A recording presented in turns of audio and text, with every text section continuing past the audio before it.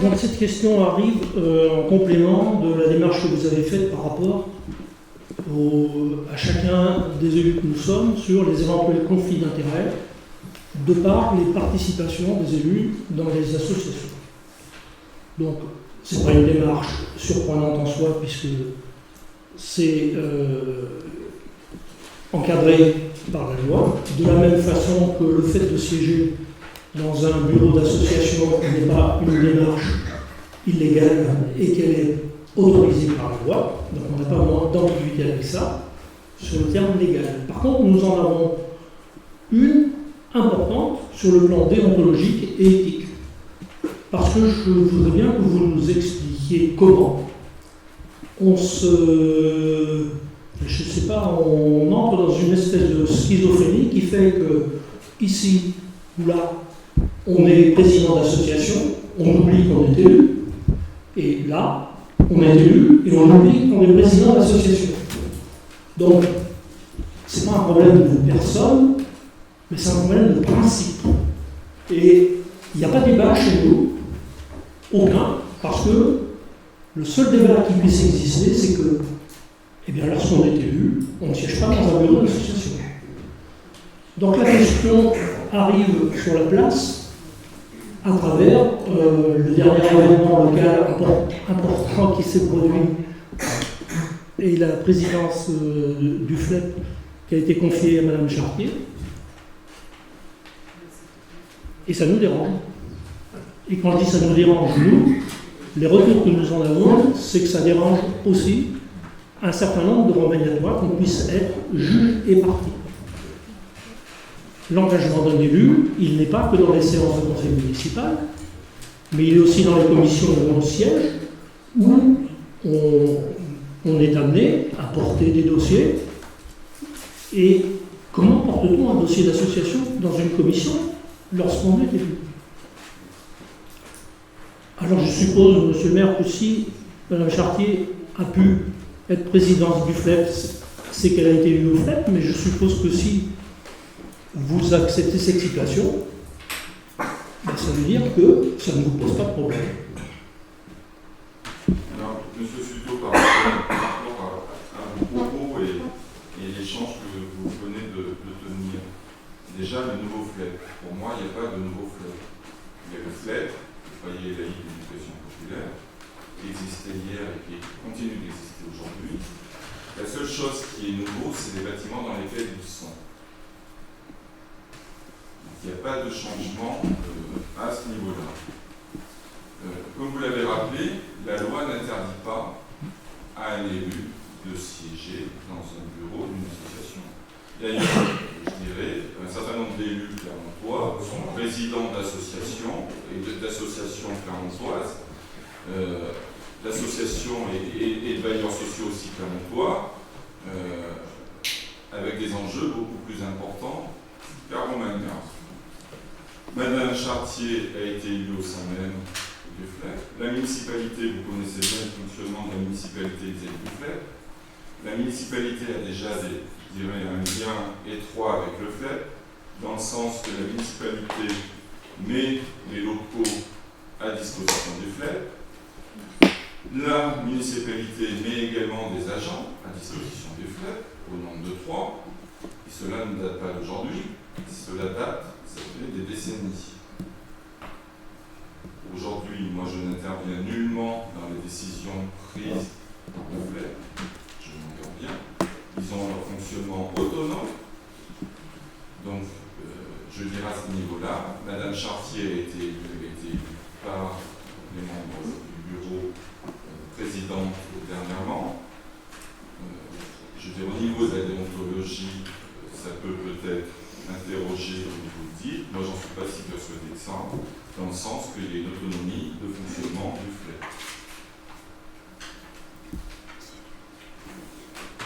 Alors, ce qui sera intéressant, et une fois qu'on aura fini avec cette délibération, et si la personne qui est présente dans la salle souhaite, moi, j'aimerais que quelqu'un qui est présent dans la salle s'exprime sur ce dossier-là, du fait de sa vice-présidence, pour voir si le foyer laïque d'éducation populaire, s'il est toujours le foyer laïque d'éducation populaire, et qui donne également sa vision des choses sur ce dossier-là, pour lequel la mairie met à disposition des locaux des agents, mais dans lequel elle n'intervient pas dans le fonctionnement et dans les décisions qui sont prises par rapport au membre du bureau, et je m'encadrerai bien. Monsieur le maire, la Gazette des communes, sur ce sujet-là, appelait à la plus grande prudence par rapport aux décisions, parce que ça engageait aussi le vote, bien évidemment, donc là c'est très cadré, la loi, mais aussi le travail préparatoire en commission. Et l'engagement personnel n'est pas du tout en cause, mais ils insistaient sur la grande perméabilité qu'il y avait sur ce sujet, une certaine porosité, et ils demandaient franchement qu'on soit extrêmement prudent sur les prises de fonction, de présidence de bureau. De nombreux maires avaient demandé aux élus de s'abstenir de prendre ces responsabilités de bureau. Bien sûr, il n'y a aucun problème d'être adhérent, c'est une évidence, et on ne met pas en cause l'engagement personnel, parce que bon, on a tout à fait le droit de faire les choses, mais cette ambiguïté qu'il y a entre l'influence qu'on peut avoir en tant qu'élu sur une association, ça peut poser des problèmes éthiques, des problèmes déontologiques, comme vous l'avez souligné. Mais il y a des gens élus ici, autour de cette table, qui ont démissionné d'un bureau parce qu'il était subventionné par la mairie. Et je pense que c'est le cas dans de nombreuses communes. On demande de la prudence par rapport à ce sujet. Alors, si Madame Chartier avait été adjointe ou conseillère déléguée, ça m'aurait davantage posé de problème, on en aurait plus discuté, mais on en aurait discuté aussi avec les membres du bureau, parce que cette présidence, elle lui a été aussi proposée, bien sûr, elle a accepté, et c'est elle qui a eu le dernier mot, parce qu'il y a eu un vote, et ainsi de suite, et qu'elle avait accepté par rapport aux circonstances même du FLEP, parce qu'il faut se replacer aussi dans le contexte. Ça m'aurait davantage posé problème si elle avait été adjointe et conseillère déléguée. Mais là, Madame Chartier est conseillère. Elle intervient dans la structure, je dirais, elle est autonome dans son fonctionnement. Elle ne reçoit pas d'instruction de moi, je m'en garderai bien d'ailleurs. Mais voilà. La seule chose que moi je demande à remonter s'il y a quelque chose, c'est s'il y a une problématique par rapport à un agent mis à disposition sur la structure, on se doit, nous, mairie, parce qu'on est derrière, je dirais, la collectivité qui est en charge, la protection des agents, on se doit de garantir la protection des agents et de faire que tout se passe au mieux pour eux. Voilà.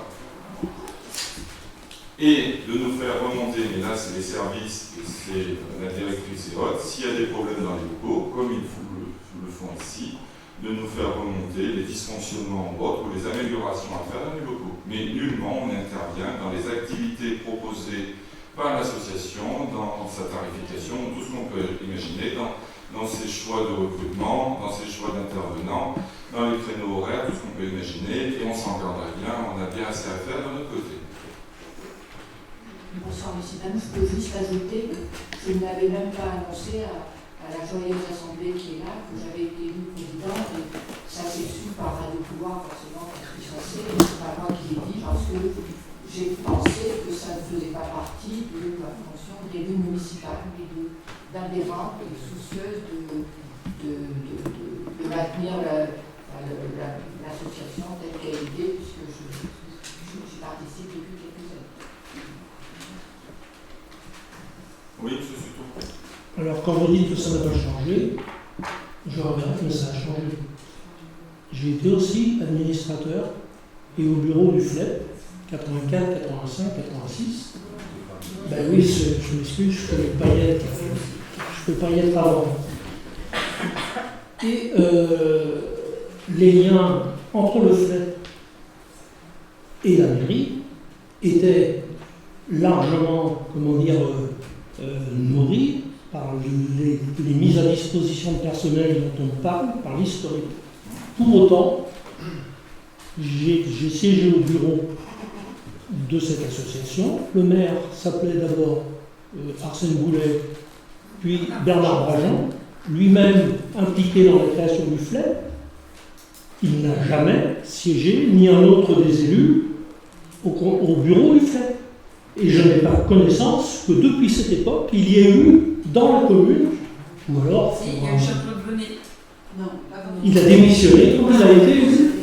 Je n'ai pas connaissance qu'il y ait un autre élu municipal qui ait siégé au bureau et a fortiori qui en soit le président.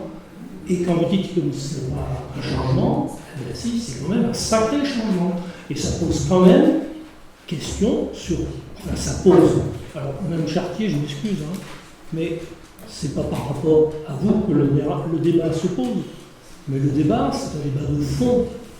Et il me semble important que la collectivité, le conseil municipal en soit saisi et se pose vraiment la question jusqu'au fond, jusqu'à quel point le lien qui peut exister entre le FLEP et un élu parce qu'il en est président a une influence, une répercussion quelque part. Je ne peux pas imaginer qu'il n'y en ait pas.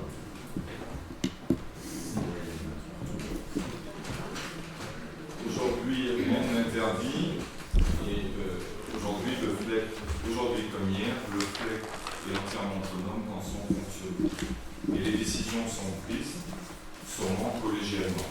Toutes les décisions sont prises en bureau, jamais par la présidence toute seule, pas plus aujourd'hui que ça nous l'était par l'ancien président, qui de toute façon n'appartenait pas à la municipalité. Mais il ne venait pas à l'idée de prendre une décision sans en informer tous les autres membres du bureau dont l'un est présent dans l'assistance aujourd'hui. On en a fini avec les questions à l'ordre du jour. Donc le conseil municipal est clos. Je vous souhaite une bonne soirée à tous, aux personnes qui nous suivent. Donc je vous donne rendez-vous le 29 juin prochain pour le prochain conseil municipal. Ici, on aura l'occasion, bien sûr, de se rencontrer. Et puis j'en profite pour remercier Cécile et Julien. Cécile et Julien qui sont restés tard ce soir. Donc merci aux agents pour la régie de ce soir. C'est bon pour vous, Cécile? Alors, Paul, on peut échanger sur ce sujet si tu souhaites, sur ce fonctionnement du foyer laïque d'éducation populaire, vu que tu en as aussi la vice-présidence, et par rapport à ton regard. Et tu nous diras si aujourd'hui le fonctionnement du FLEP est différent. Et voilà. Je vais tenir les mêmes propos que Monique, c'est-à-dire qu'effectivement, les décisions que l'on prend, ce sont des décisions vraiment collectives du bureau et qu'à aucun moment le président ou la présidente a une influence sur la décision qui sera effectivement portée, quoi. Après, on s'est retrouvé un petit peu dans une situation curieuse, dans ce sens où M. Alamar souhaitait nous quitter, qu'avec Monique, nous avions décidé de nous porter vice-présidents tous les deux, en attendant éventuellement une restructuration du bureau, et les statuts du FLEP ne permettant pas cette situation, j'ai laissé la place à Monique, parce que je trouvais que c'était mieux que ce soit elle. Et puis, c'est vrai que je n'ai pas pensé spontanément qu'elle était élue. Mais l'idée, c'était ça, c'est qu'elle était vice-présidente. Elle était présidente et moi vice-président. Et monsieur Roux aussi, de façon à se préparer à l'avenir aussi, parce que c'était une situation, on va dire, un petit peu intermédiaire, avant un renouvellement de bureau plus officiel. Voilà, c'est ce que je pourrais dire. Mais là où j'insiste, c'est sur le fait que, et j'avais une question à poser d'ailleurs, j'insiste sur le fait que toutes les décisions prises au sein du bureau, lorsque l'on se retrouve le soir, le lundi soir, elles sont prises vraiment avec un consensus total. Il n'y a aucun poids dans la décision. Ça me semble important. Non, mais c'est important de le rappeler. C'est important de rappeler que je ne m'amuse pas le dimanche soir à vous passer un coup de fil pour influencer vos prises de position du mardi soir ou du lundi soir. Je confirme. Et d'autant plus que je ne me suis pas fait tirer par la main mais je n'étais pas enthousiaste au départ pour prendre cette fonction. Et bon, ça n'a pas été un tirage au sort, mais quasiment entre. Et puis au niveau préfectoral, c'était pas possible de mettre deux noms sur l'affichage de l'association, ce qui est un peu dommageable parce qu'on était vraiment parti pour mettre au moins deux noms. Et le troisième, le triumvirat, parce que moi, avec une femme au milieu qui est moi, Stéphane Roux est le deuxième vice-président. Il est beaucoup plus jeune que moi, plus jeune que Paul, donc c'est peut-être lui qui prendra la présidence l'année prochaine, parce que j'ai bien dit que je ne ferai pas des vieux os en tant que président, parce que place aux jeunes, place voilà. Donc en clair, je ne me sens pas illégitime, parce qu'effectivement, je n'ai jamais rapporté quoi que ce soit en mairie qui puisse influer ou avoir une quelconque influence sur ce qui peut se passer au fait.